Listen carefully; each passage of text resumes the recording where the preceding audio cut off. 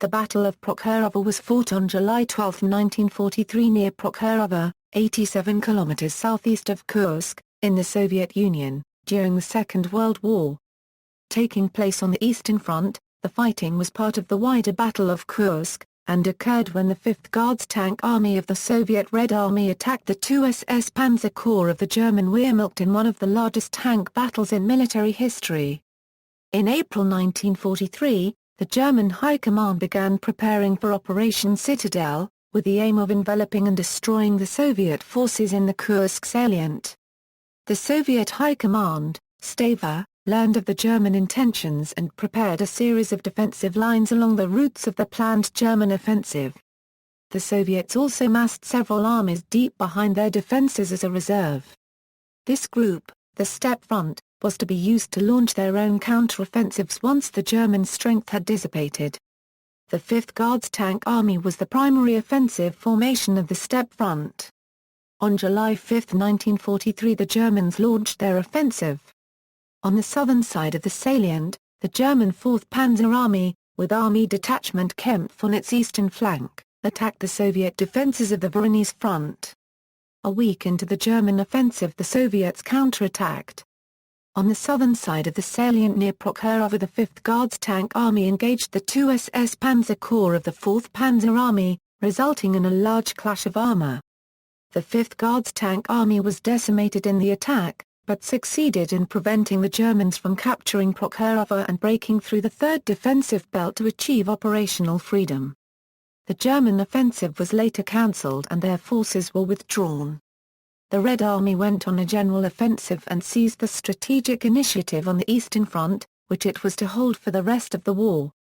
Background: as the spring Rasputitsa season came to an end in 1943, both the German and Soviet commands considered their plans for future operations.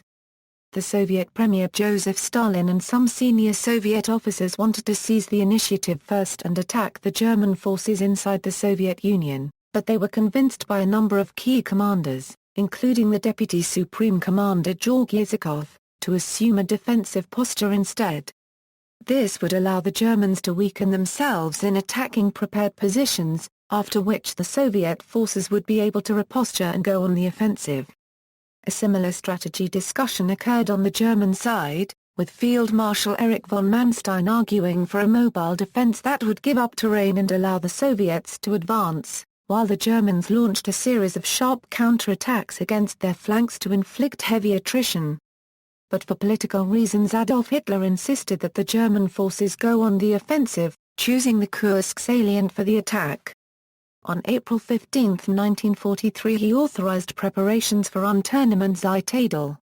The German offensive plan envisioned an assault at the base of the Kursk salient from both the north and south, with the intent of enveloping and destroying the Soviet forces in the salient. The two spearheads were to meet near Kursk. From the south, the XLVII Panzer Corps and General Poole Horse's II SS-Panzer Corps, forming the left and right wings of the 4th Panzer Army commanded by Colonel General Hermann Huth, would drive northward. The 3 Panzer Corps of Army Detachment Kempf was to protect Huth's right flank from counterattack by the Soviet strategic reserves known to be located east of the salient. The 4th Panzer Army and Army Detachment Kempf were under Army Group South, commanded by Manstein. Air support over the southern portion of the offensive was provided by Colonel General Otto Deloch's Luftflotte 4, whose major air formation, the 8th Fliegerkorps, was commanded by General Hans Seidemann. Multiple delays by the Germans allowed the Soviets a great deal of time to prepare their defenses. Employing defense in depth, they constructed a series of defensive lines to wear down the attacking panzer formations. 3 belts made up of extensive minefields, anti-tank ditches, and anti-tank gun emplacements were created, with an additional 3 belts that were mostly unoccupied and less fortified backing the first 3. The Voronezh Front, commanded by General Nikolai Vatutin, defended the southern face of the salient.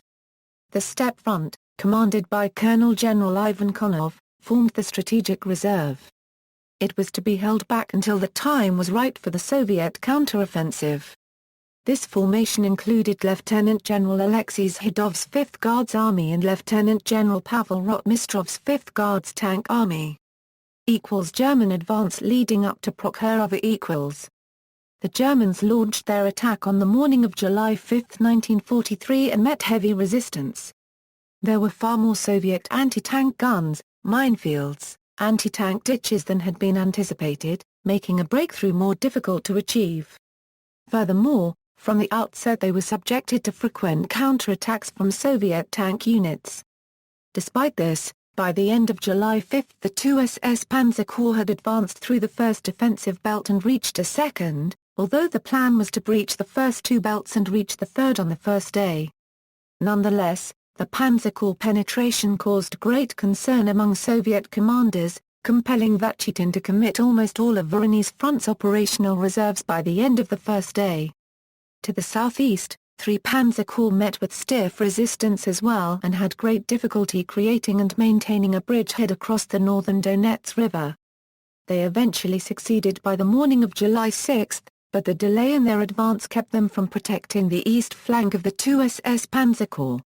Late on July 6, the 5th Guards Tank and the 5th Guards Armies of the Steppe Front began moving up from their reserve position, traveling at night to avoid detection. The 5th Guards Tank Army covered the 390 kilometers over 3 nights, and arrived at the Prokhorovka area on the night of July 9, and the 5th Guards Army's 33rd Guards Rifle Corps arrived at the settlement on the night of July 10. Slow progress by the XLVII Panzer Corps caused Hoth to shift elements of the II SS-Panzer Corps on July 8 to aid the XLVII Panzer Corporation's drive toward Oboyan and Kursk. On the same day, the Soviets counterattacked the II SS-Panzer Corps with several tank corps. These attacks did not destroy the II SS-Panzer Corps as hoped, but slowed its progress. By the end of July 8, II SS-Panzer Corps had advanced about 29 kilometers and broken through the 1st and 2nd defensive belts. On the following day, July 9, a meeting of the German commanders of the forces on the northern side of the Kursk salient concluded that a breakthrough in the northern side of salient was unlikely. Nevertheless, they decided to continue their offensive to maintain pressure and inflict casualties, thereby tying down the Soviet forces there. The success of Operation Citadel now depended on a breakthrough being achieved by 4th Panzer Army and Army Detachment Kempf. On the evening of July 9, the II SS-Panzer Corps was ordered to shift its own forward progress, from due north to the northeast toward the settlement Prokhorovka.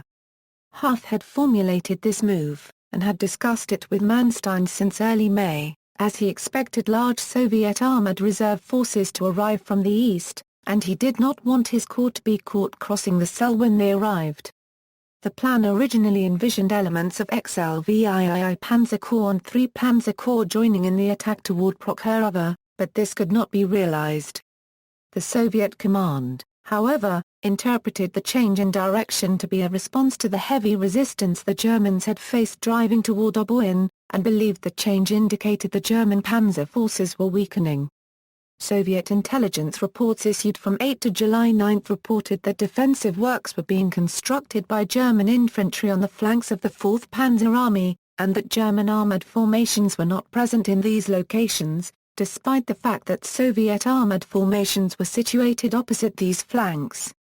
Voronezh Front headquarters supposed the Germans must be reaching their limit, and on July 10 decided to set its counteroffensive to coincide with a Soviet counteroffensive in the northern side of the Kursk salient. Starting on the morning of July 10, the II SS-Panzer Corps began its attack toward Prokhorovka. Its 3rd SS Panzergrenadier Division Totenkopf attacked across the Sel River and secured a bridgehead. The 1st SS Panzergrenadier Division Liebstandarte SS Adolf Hitler captured Komsomolets State Farm and Hill 241.6. The 2nd SS Panzergrenadier Division Das Reich defended the Panzer Corps flank from Soviet armored counterattacks. The II SS Panzer Corps continued its attack toward Prokhorovka on July 11. The advance of Liebstandarte was checked by the 2nd Tank Corps, which had been reinforced by the 9th Guards Airborne Division and 301st Anti-Tank Artillery Regiment, both from the 33rd Guards Rifle Corps. Totenkopf was resisted by the 31st Tank Corps, the 33rd Guards Rifle Corps 95th Guards Rifle Division, and 11th Motorized Rifle Brigade of the 10th Tank Corps. To the south of Liebstandart, the 2nd Guards Tank Corps and the 48th Rifle Corps 183rd Rifle Division opposed the advance of Das Reich. By day's end on July 11, Liebstandart had advanced deep into the Soviet 3rd Defensive Belt. They had moved up the Cell Corridor, cleared Soviet resistance at the Oktyabrsky State Farm, crossed a 15-foot-deep anti-tank ditch at the base of Hill 252.2 and seized the hill itself after a brief but bloody battle, leaving them only 3 kilometers south of Prokhorovka. To its north the Panzer Grenadiers of Totenkopf achieved a bridgehead across the Sul and tanks had been brought across, but they had yet to take Hill 226.6 and there was a 5-kilometer gap between Totenkopf and Liebstandart. To the south Das Reich had also met stiff resistance and lagged behind some 4 kilometers to the south. With its advance Liebstandart-S flanks were exposed both to the north and the south, placing them under sporadic counterattacks from the 95th Guards Rifle Division and the remnants of 2nd Tank Corps. Late on July 11 the 5th Guards Tank Army prepared for its forthcoming counterattack. Liebstandart-S advance had disrupted Rotmistrov's preparations, as the assembly areas he intended to use for the Tank Army's 18th and 29th Tank Corps were in German hands by the end of the day, forcing him to hastily revise his plans and select new positions. The late arrival of the 5th Guard Tank Army was impactful in 2 major ways. The tank unit commanders did not have an opportunity to reconnoiter the terrain they would be traveling across. Equally, if not more importantly, the supporting artillery was unable to sight and spot their fire. Thus the artillery fire which the tankers depended upon to sweep their path of advance and suppress German anti-tank gunners was not adequately present. Planning = German plans for July 12 = Late on the evening of July 11, General Paul Horsa, the commander of the II SS-Panzer Corps, issued orders for a classic battle maneuver for the following day's advance on Prokhorovka. It was known that the Soviets had dug in many anti-tank guns on the west slopes of Prokhorovka, making a direct attack by Liebstandart very difficult. The plan was for Totenkopf to capture Hill 226.6, and advance northeast along the Sel River to the Kartashenva-Prokhorovka road, and then strike southeast in the flank and rear of Soviet forces at Prokhorovka. Liebstandart was ordered to nudge forward and secure Strozovo and Lamki just outside Prokhorovka, then it and Das Reich were to wait until Totenkopf-S attack had disrupted the Soviet positions, after which Liebstandart was to attack the main Soviet defenses on the west slope of Prokhorovka. To Liebstandart-S right, elements of Das Reich were also to advance eastward to the high ground south of Prokhorovka, then turn south away from Prokhorovka to roll up the Soviet defenses opposing the 3 Panzer Corps advance and force a gap. The 8th Flyger Corps was to make its main effort in support of the advance of the II SS-Panzer Corps, with the XLVII Panzer Corps to the west assigned limited air resources. Unbeknownst to Horsa, on the night of July 11 Rotmistrov had moved his 5th Guards Tank Army to an assembly area just south of Prokhorovka in preparation for a massive armoured attack the following day. Throughout the night, German frontline troops could hear Soviet tank engines as the 18th and 29th Tank Corps moved into their assembly areas. A battalion from Liebstandart-S 2nd SS Panzergrenadier Regiment situated on the reverse slope of Hill 252.2 had been listening to the engines of the Soviet tanks and were uneasy about the impending attack it implied. Soviet plans for July 12 The 5th Guards Army and 5th Guards Tank Army of the Steppe Front had been brought up from reserve and reassigned to the Voronezh Front on 8 and 11 July respectively. On July 11 Vatutin ordered the armies of the Voronezh Front to go over onto the offensive on the following day. This counterattack was planned to coincide with the Soviet offensive on the northern side of the Kursk salient, Operation Kutyozov. Vatutin ordered Rotmistrov to destroy the German forces near Prokhorovka with his 5th Guards Tank Army, without allowing the Germans to withdraw southward. For the battle, Rotmistrov ordered his tanks to move forward at high speed to engage the German armor in order to nullify the advantages the Tiger tanks had in the range and firepower of their 88mm guns.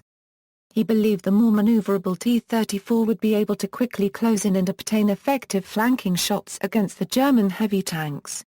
In fact, Soviet intelligence had greatly overestimated the numbers of Ferdinands and Tigers possessed by the II SS-Panzer Corps.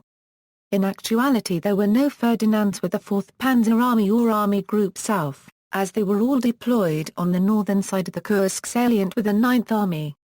Soviet tank crews frequently mistook the versions of Panzer IV tanks that were armed with the KWK-40 anti-tank gun, which also had extra armor added to their turret, for Tigers.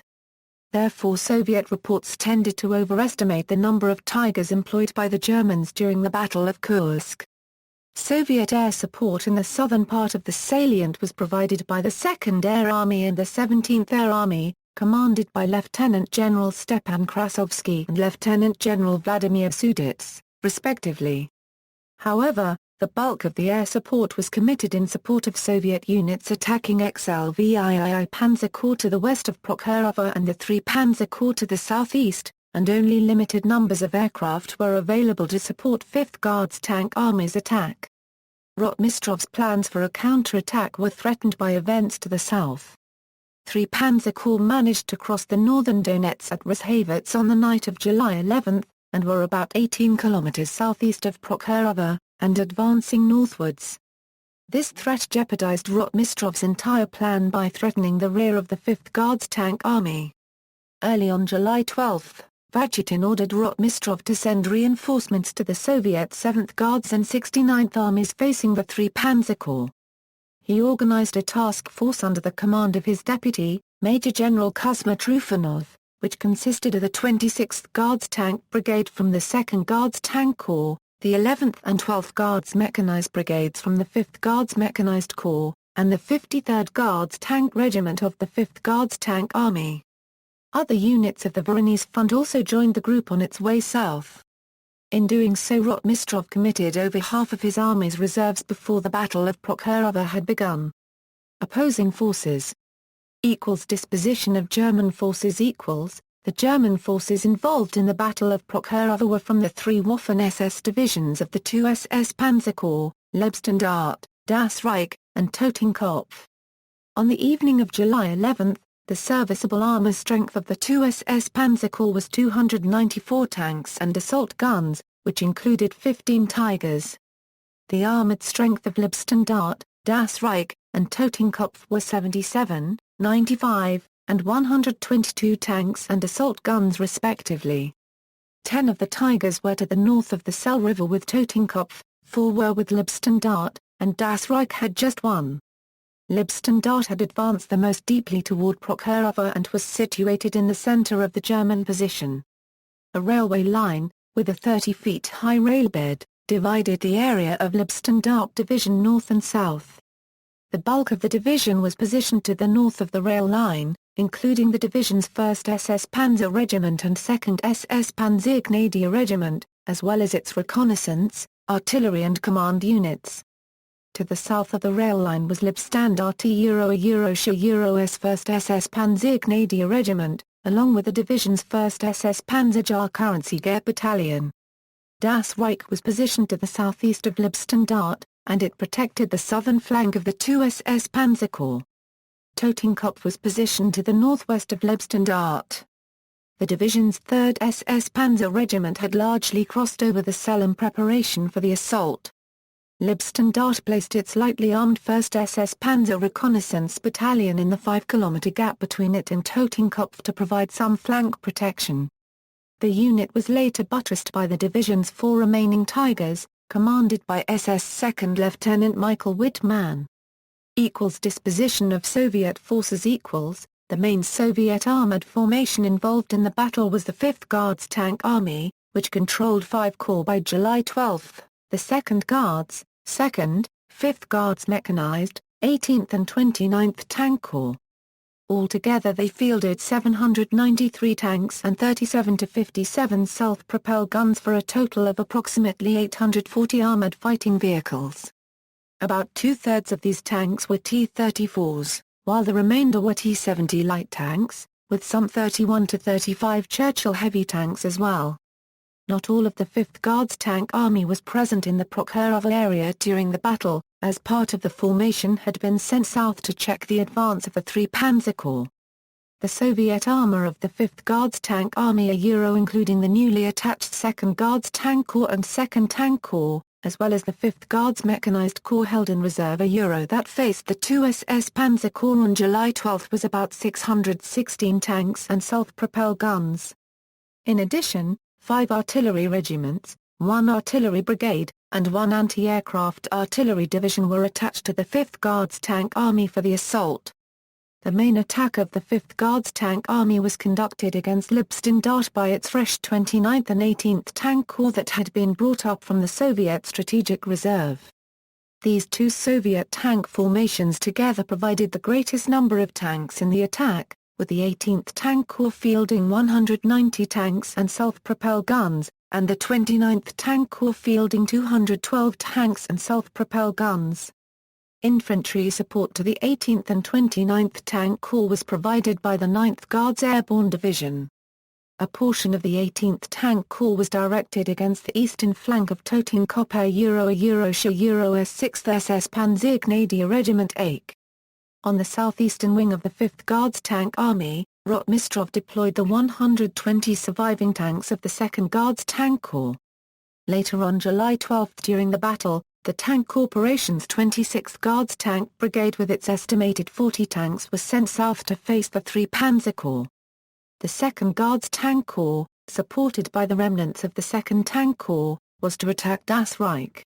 Their infantry support was provided by the 183rd Rifle Division. The western flank of the 5th Guards Tank Army, which faced Totenkopf, was defended by the 33rd Guards Rifle Corps 42nd and 95th Guards Rifle Divisions, which was supported by the remnants of the 31st Tank Corps and the heavily depleted 23rd Guards Rifle Corps 52nd Guards Rifle Division. The forces of the 5th Guards Mechanized Corps that were not sent south were held as reserve northwest of Prokhorovka, and they numbered about 113 tanks and self-propelled guns. Vachutin directed Soviet air assets to make their primary effort in attempting to check the 3 Panzer Corps drive northward, and in supporting the attack against the XLVII Panzer Corps. Missions were flown in support of the attack of the 5th Guards Tank Army as well, but to a limited extent. The 2nd Air Army had some 472 aircraft operational on July 12, while the 17th Air Army had 300 operational aircraft. Battle. At 5:45 on July 12, Leibstandarte S headquarters started receiving reports of the sound of many tank engines as the Soviet tanks moved into their assembly areas for the attack. At around 06:50, elements of Leibstandarte S 1st SS Panzer Grenadier Regiment nudged forward and drove the Soviet infantry out of Starozovo, while elements of the division's 2nd SS Panzer Grenadier Regiment fanned out from the October State Farm. The Soviets began a preparatory artillery barrage at around 08:00, and as the last shells fell at 8:30, Rotmistrov radioed the code word Stal. Stal. Stal. The order to commence the attack. With that the Soviet armor of the 5th Guards Tank Army began their advance. Ground engagement in total, about 500 tanks and self-propelled guns of the 5th Guards Tank Army attacked the positions of the II SS-Panzer Corps on July 12, doing so in 2 massive waves, with 430 tanks in the first echelon and 70 more in the second. Down from the slopes in front of Prokhorovka, the mass Soviet armor charged with 5 tank brigades of the 18th and 29th Tank Corps, firing as they came at Leibstandarte S positions. As the Soviet tanks rolled down the slopes, they carried the men of the 9th Guards Airborne Division on their hulls. The troops of Leibstandarte were not slated to go into action until later in the day. Exhausted from the previous week's fighting, many were just starting their day at the outset of the attack and were largely taken by surprise. As the Soviet armor appeared, German outposts all across the corporation's frontage began firing purple warning flares signaling a tank attack. Obersturmbannführer I Quarterrail Rudolf von Ribbentrop, commander of a panzer company under the 1st SS Panzer Regiment, stated that he knew at once a major attack was underway. He ordered his company of 7 Panzer IVs to follow him over a bridge across an anti-tank ditch. Crossing the bridge they found out on the lower slope of Hill 252.2. On the crest of the hill, Sturmbannführer I Quarterrail Joachim Pieper's 3rd Panzergrenadier Battalion of the 2nd SS Panzergrenadier Regiment were being overrun. As Ribbentrop's tanks spread out, he and the 1st SS Panzer Regiment were suddenly confronted by Soviet tanks of the 29th Tank Corporation's 31st and 32nd Tank Brigades. About 150 200 meters in front of me appeared 15, then 30, then 40 tanks. Finally there were too many of them to count. The Soviet armor, firing on the move, charged down the western slopes of Hill 252.2 into the Panzer Company, and a hotly contested tank battle ensued. 4 of the Panzer IVs under Ribbentrop were destroyed by the time their position was overrun. The 3 surviving tanks rode along with the advancing Soviet armor unnoticed, and they reported that they destroyed 14 Soviet tanks from close range. Rotmistrov's tactic to close at high speed disrupted the control and coordination of the Soviet tank formations and also greatly reduced their accuracy. In a 3-hour battle, the 1st SS Panzer Regiment engaged the attacking Soviet tanks and repulsed them, reporting that they destroyed about 62 Soviet tanks. Later that afternoon, tanks from the 31st Tank Brigade and the 53rd Motorized Brigade overran elements of the 1st SS Panzer Reconnaissance Battalion and reached Komsomolets State Farm, threatening Leibstandarte S lines of communication and the division command post, located at Hill 241.6. The Soviet tanks attacked the division's 1st SS Panzer Artillery Regiment, killing a number of the crews before they themselves were destroyed by direct fire and anti-tank teams. Whitman's group of 4 Tigers supported the reconnaissance group in its effort to protect Leibstandarte left flank, and faced the 18th Tank Corps advancing 181st Tank Brigade. In a 3-hour battle the Tigers engaged the Soviet tanks at ranges from 1,000 meters down to point blank, inflicting heavy losses on the Soviet tankers and successfully repelling their attack. Later, elements of the 170th Tank Brigade engaged the 1st SS Panzer Regiment, which was already fighting the 31st and 32nd Tank Brigades. Despite losing its commander and about 30 tanks in the fight, by early afternoon the 170th Tank Brigade had forced the 1st SS Panzer Regiment back to the October State Farm and reached a position of the 1st SS Panzer Reconnaissance Battalion. At around 1800, the 170th and 181st Tank Brigades penetrated the German line connecting Totenkopf and Leibstandarte. Assault guns and panzers supporting Totenkopf S8 Regiment repelled the Soviet attack and re-established the line, forcing the Soviet tanks to withdraw to the village of Andreeva. The advance of Soviet armor downhill 252.2 was disrupted abruptly when they reached the anti-tank ditch at the base of the hill. A number of tanks crashed into the 15-foot deep ditch while others moved along the edge looking for a way to cross. Heavy fire was exchanged between the Soviet tanks and 2 companies of a Panzergrenadier battalion on the opposite side of the ditch. Pieper's surviving Panzer Grenadiers engaged the Soviet infantry and attacked the Soviet tanks with magnetic anti-tank grenades. 20 of his battalion's half-tracks were lost in the fighting, some destroyed in ramming the much heavier Soviet tanks in an effort to stop them.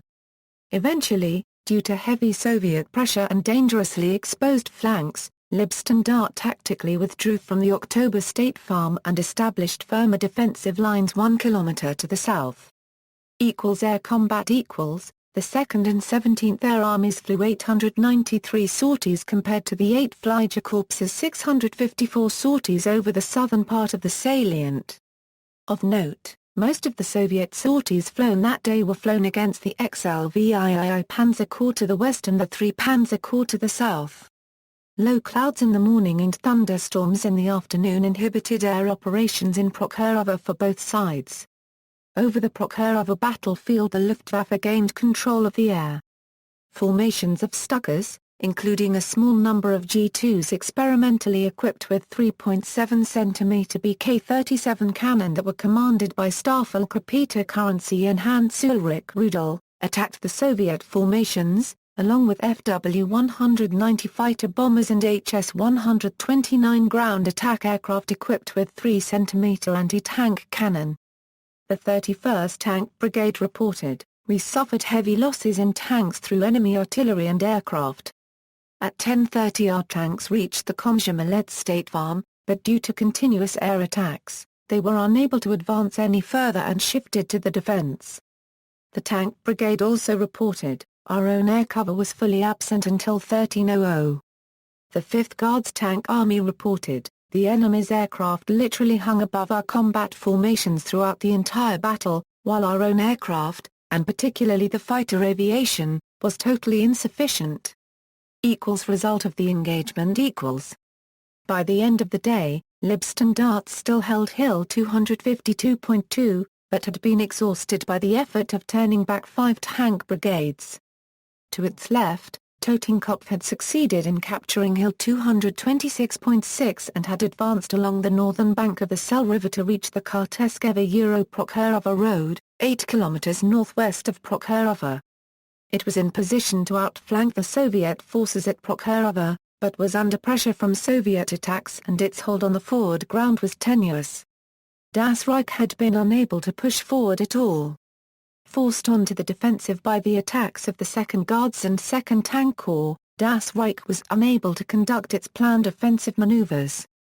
On the Soviet side, all the tank units under Rotmistrov's 5th Guards Tank Army involved in the battle on July 12 suffered heavy losses.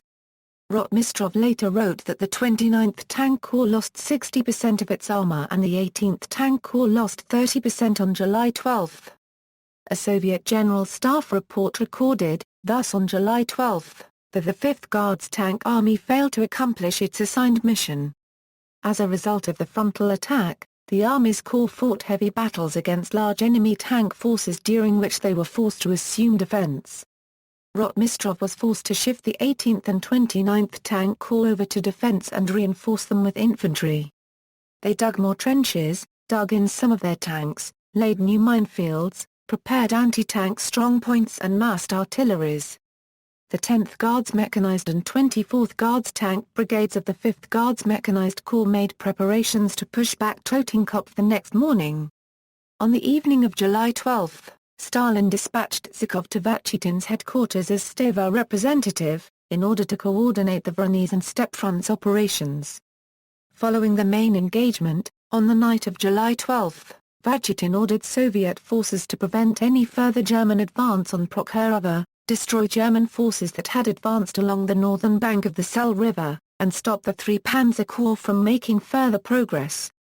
Orders issued by the Germans for July 13 instructed Totenkopf to consolidate its gains of the previous day and then attack into the flank and rear of the Soviet forces around Prokhorovka.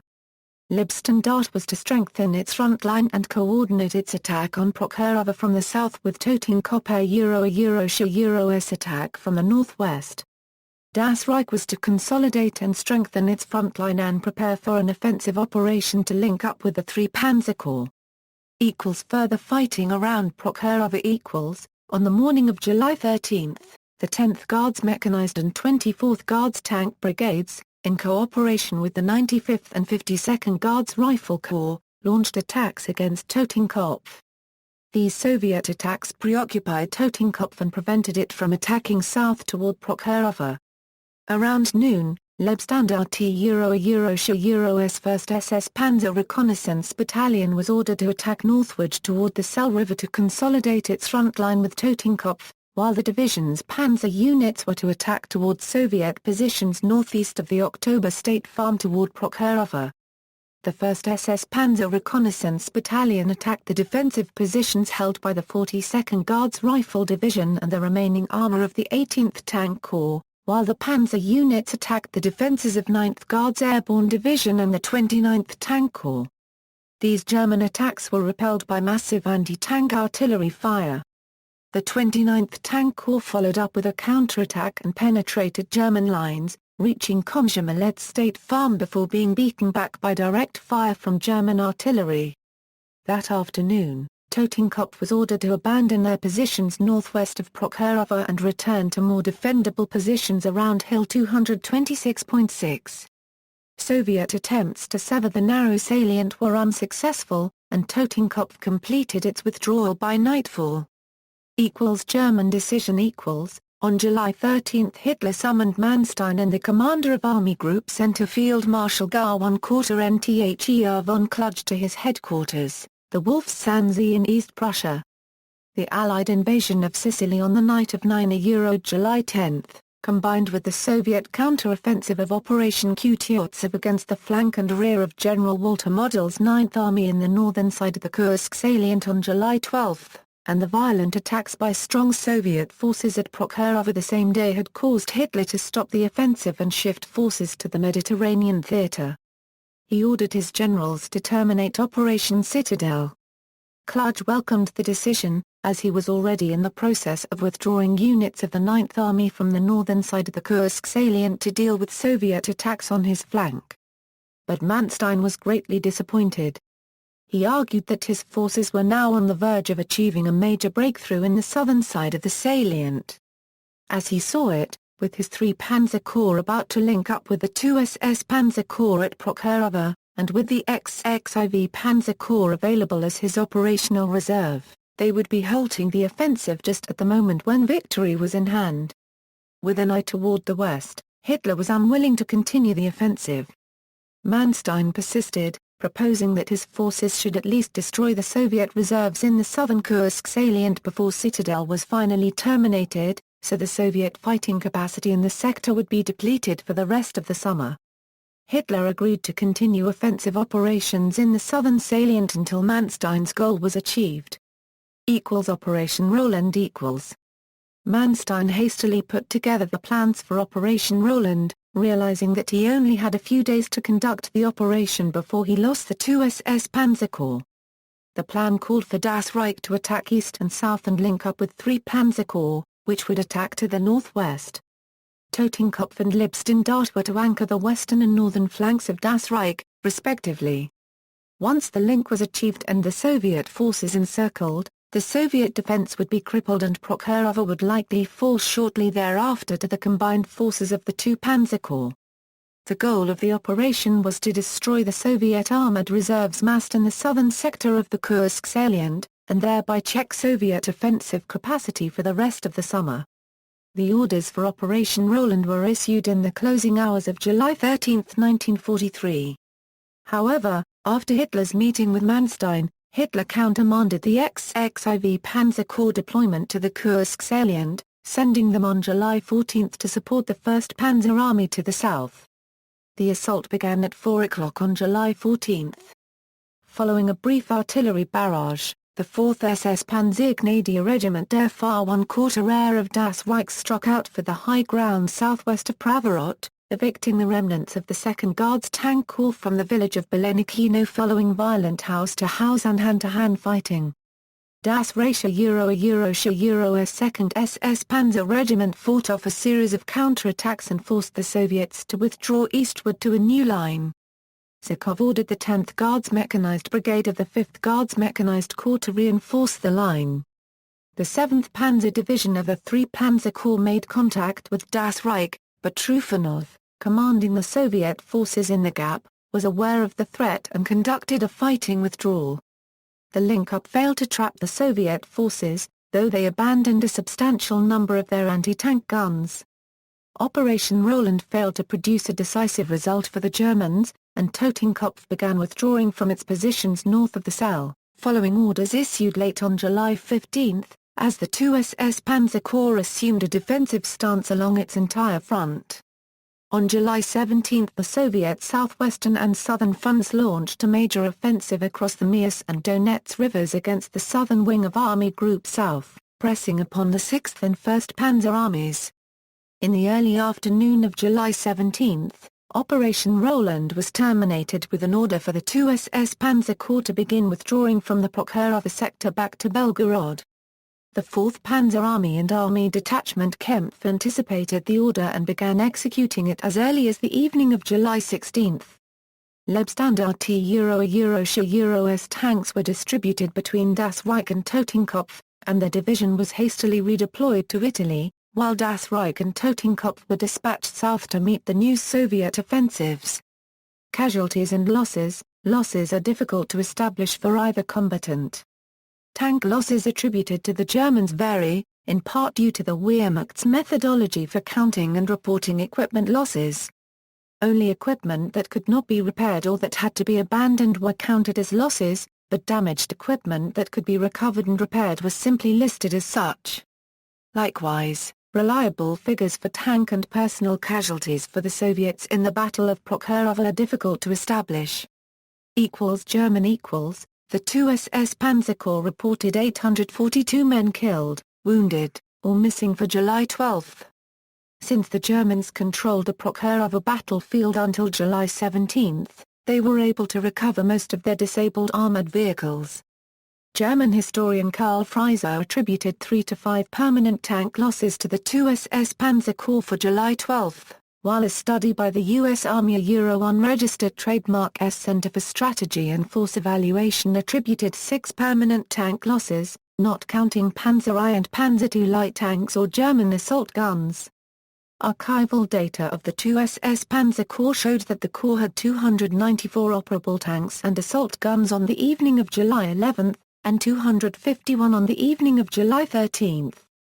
Allowing for the possibility that some repaired tanks were returned to service on July 13. These numbers indicate that at least 43 tanks and assault guns became inoperable during the Battle of Prokhorovka, which includes all 10 Tigers belonging to Totenkopf and 1 belonging to Leibstandarte. However, all of the inoperable Tiger tanks were repairable, and none were write-offs. An estimated total of between 60 and 80 tanks and assault guns of the II SS-Panzer Corps were damaged or destroyed in combat on July 12. By the end of July 16, the II SS-Panzer Corps had 292 serviceable tanks and assault guns, almost the same number it had at the beginning of the battle on July 12. On July 12, Schlichtgeschwader 1 of the 8th Fliegerkorps and its attached squadron of Stukas reported 11 aircraft damaged, of which 6 were total write-offs, all by Soviet anti-aircraft artillery. Soviet equals. A document prepared on July 17, 1943 by the 5th Guards Tank Army Headquarters summarized the combat losses incurred by the formation from 12 to July 16, inclusive for all of its 5 corps, as well as smaller units directly subordinated to the Army Headquarters. The document reported the following irrecoverable losses: 222 T-34s, 89 T-70s, 12 Churchill tanks, 8 Su-122s, 3 Su-76s, and 240 support vehicles. The document reported damaged vehicles still under repairs: 143 T-34s, 56 T-70s, 7 Churchill tanks, 3 Su-122s, and 3 Su-76s, with no figures for support vehicles. The document reported personnel casualties as 2,940 killed in action, 3,510 wounded in action, and 1,157 missing in action. This totals 334 irrevocable losses in tanks and self-propelled guns, with another 212 tanks and self-propelled guns under repair, and 7,607 casualties. Soviet personnel losses at Prokhorovka for July 12 were estimated by the historian Christer Bergstra paragraph M to have been as high as 5,500 men. For equipment damaged or destroyed, David Glantz and Jonathan House estimate that the whole 5th Guards Tank Army lost at least 400 tanks in its attacks on July 12. The Soviet historians Grigory Koltunov and Boris Soloviev estimate about 300 tanks and self-propelled guns of 5th Guards Tank Army were damaged or destroyed on July 12. The study by the U.S. Army unregistered Trademark S Center for Strategy and Force Evaluation reports that the 2nd Guards, 18th and 29th Tanks Corps altogether permanently lost 144 tanks on July 12, not including self-propelled guns. George Knipe estimates that between 600 and 650 tanks of the 5th Guards Tank Army were damaged or destroyed while fighting the II SS-Panzer Corps on July 12. Outcome: debate exists over the significance and outcome of the battle. The Germans destroyed many Soviet tanks and temporarily degraded the striking power of the 5th Guards Tank Army, but they were unable to take Prokhorovka or break through into open ground. For the Soviets, the massive armored attack of July 12 failed to destroy the II SS-Panzer Corps or throw it onto the defensive, but succeeded in exhausting the Germans and eventually contributed to checking their advance. Thus, neither the 5th Guards Tank Army nor the II SS-Panzer Corps accomplished their objectives for the day. While the battle is generally considered a tactical success for the Germans due to the high numbers of Soviet tanks destroyed, ultimately there was no German breakthrough at Prokhorovka, and with the end of Operation Citadel the strategic initiative permanently swung over to the Red Army. References Notes Citations Bibliography Further reading, Bellamy, Chris. Absolute War, Soviet Russia in the Second World War. London, Pan. ISBN 978-0-330-48808-2. Evans, Richard. The Third Reich at War. New York, Penguin Books. ISBN 978-0-14-311671-4. Glantz, David. Soviet Operational Art, In Pursuit of Deep Battle. London, Portland, Oregon, Taylor and Francis. ISBN 0-7146-4077-8. Glantz, David. From the Don to the Dnepr, Soviet Offensive Operations, December 1942 August 1943. London, Taylor and Francis. ISBN 978-0-7146-3350-3. Guderian, Heinz, 1937. Achtung Panzer, The Development of Armored Forces, Their Tactics and Operational Potential. London, Arms and Armour Press. ISBN 978-1-85409-282-3. Guderian, Heinz. Panzer Leader. New York, Da Capo. ISBN 0-306-81101-4. Healy, Mark. Kursk 1943, Tide Turns in the East. London, Osprey. ISBN 978-85532-211-0. Korsdorf, Bruno. The Battle of Kursk, An Analysis of Strategic and Operational Principles. Carlisle Barracks, PA, U.S. Army War College. OCLC 44584575. Von Manstein, Eric. Lost Victories. St. Paul, Minnesota, Zenith Press. ISBN 978-0-76032-054-9. Von Mellenthin, Friedrich. Panzer Battles. Old Saybrook, Connecticut, Konecki and Konecki. ISBN 1-56852-578-8. Muirhouse, Roger. Berlin at War, Life and Death in Hitler's Capital, 1939 45. London, Vintage. ISBN 978-0-09-955189-8. Pinkus, Oscar. The War Aims and Strategies of Adolf Hitler. Jefferson, North Carolina, Mcfarland. ISBN 978-0-7864-2054-4. Smith, J.R. Aircraft and Profile No. 69 The Henschel HS-129. UK, Profile Publications. OCLC 42473519. Wilmut, Headley Poole.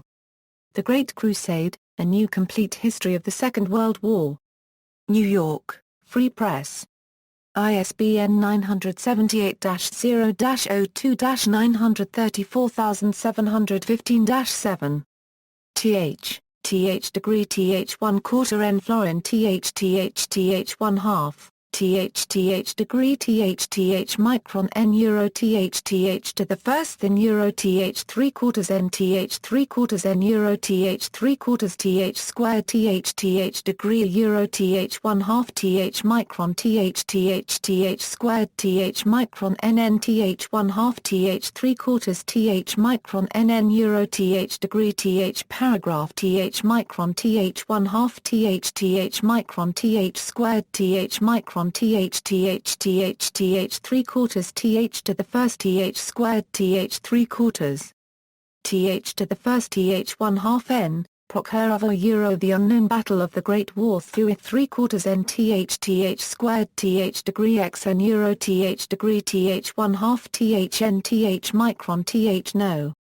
ISBN 5-17-039548-5. A Euro comprehensive description of Soviet and Germany troop movement based on Soviet and German archives. External links, Prokhorovka battle, thin euro Th 3 quarters N 3 quarters N euro Th 3 quarters squared N 3 quarters micron NN euro degree paragraph micron 1 half micron. 1998. Archived from the original on July 15, 2015. Retrieved July 17, 2015. Maps of the Battle of Prokhorovka, July 1943. Archived from the original on January 5, 2014. Retrieved July 17, 2015. Review of Kursk 1943, a statistical analysis. Archived from the original on April 30, 2015. Retrieved July 17, 2015. Wilson, Alan. Kursk and Prokhorovka, July 1943. Archived from the original on April 20, 2012. Retrieved June 19, 2013.